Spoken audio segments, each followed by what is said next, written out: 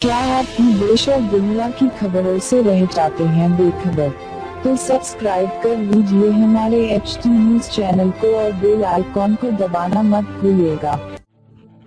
कांग्रेसी कायद मोहम्मद गौस अलमारूफ चूड़ी गौस ने दोबारा मजलिस में शमूलियत इख्तियार कर ली है। कल रात तक भी वो गांधी भवन में मौजूद थे और ये भी कहा जा रहा है कि उनके फर्जंद को कांग्रेस का टिकट दिया जाने वाला था, लेकिन अंदरून 12 घंटे सब कुछ बदल गया और आज उन्होंने दारुसलाम पहुंचकर कायद मजलिस से मुलाकात की। बताया जाता है कि अकबर उद्दीन ओवैसी ने उनका इस्तकबाल किया। ये भी कहा जा रहा है कि गौस की अहलिया को घासी बाजार से मजलिस उम्मीदवार बनाया जा रहा है।